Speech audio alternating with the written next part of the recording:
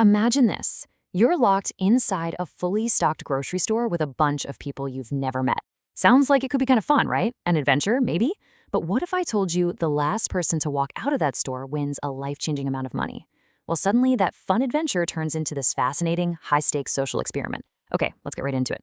The prize on the line? $250,000. I mean, that's the kind of money that makes you rethink your entire life. And that's exactly what makes this whole thing work. It's the one thing that turns a simple game into this really complex test of human psychology, strategy, and just sheer endurance. The rule couldn't be simpler. Just outlast everyone else. But the people playing? They're just random shoppers, total strangers thrown together. And with no rules to guide them, they have to build a whole new society from scratch, right there in the aisles. And as you're about to see, when a society is built on competition, it can unravel really, really fast. So how does something like this even kick off?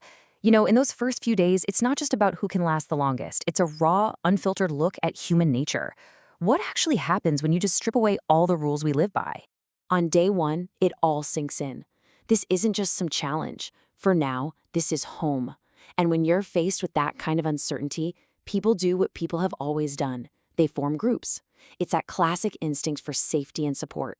And just like that, the pet food aisle isn't for pets anymore. It's somebody's bedroom. The bakery becomes a fortress. The entire map of this world is being redrawn right before their eyes.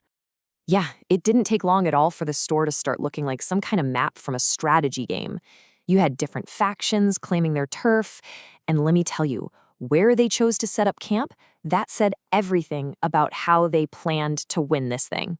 Pretty quickly, 4 major tribes popped up. First, you have Fort Freezy. Their whole plan was resource control, so they locked down the entire meat section. Then you had the Innovators over in produce, and their strategy was all about long-term comfort and sustainability. The Dream Team picked the milk aisle for its defensive walls, while the Office Team, well, they played the long game, hiding out to watch everybody else.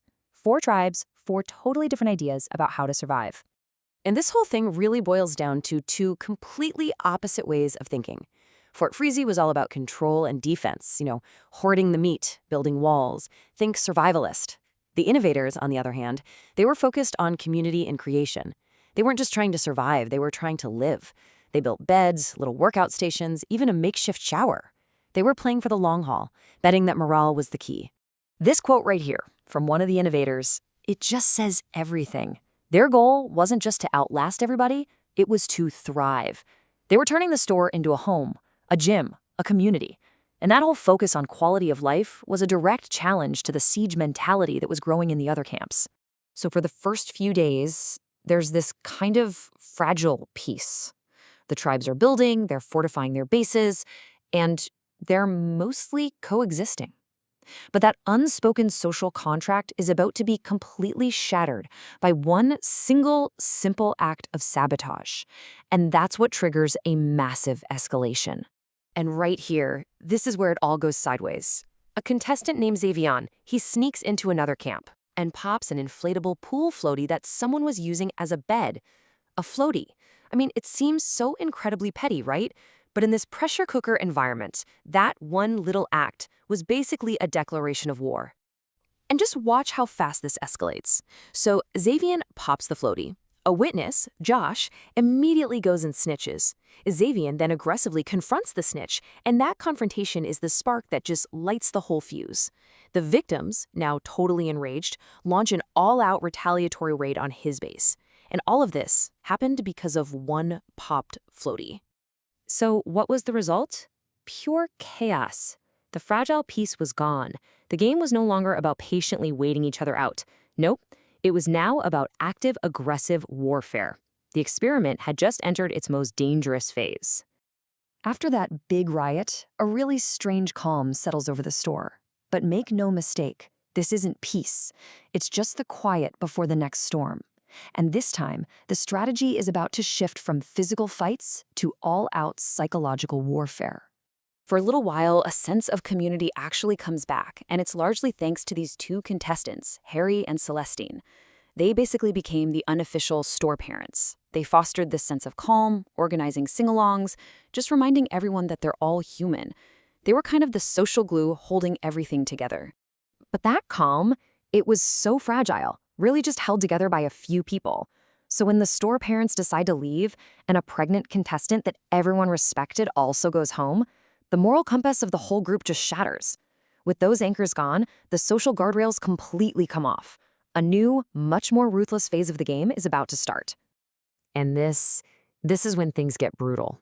The office team decides that being nice is a weakness. So they unleash this all-night sensory assault, using the checkout scanners to create this unbearable, non-stop beeping noise.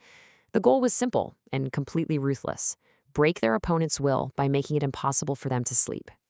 But, and this is the crazy part, the noise attack completely backfires in a way nobody saw coming. It created a common enemy. The two biggest groups, Fort Freezy and the Dream Team, they realized they were suffering together. So united by their misery, they merge, forging a powerful new super alliance that would go on to dominate the rest of the game. With this new super alliance formed, the conflict evolves yet again. Now, we're in the end game. Simple brute force and mind games give way to these calculated, multi-step operations that are designed to systematically dismantle what's left of the competition. Okay, so the Alliance's first major move, they called it the Burner Heist. And honestly, it's brilliant. It's this coordinated plan with two goals. First, cripple your rival's ability to eat hot food by stealing their cooking burners. And second, and this is the important part, frame your biggest rival, Xavian, for the whole thing. Now, this wasn't just theft. This was pure social engineering.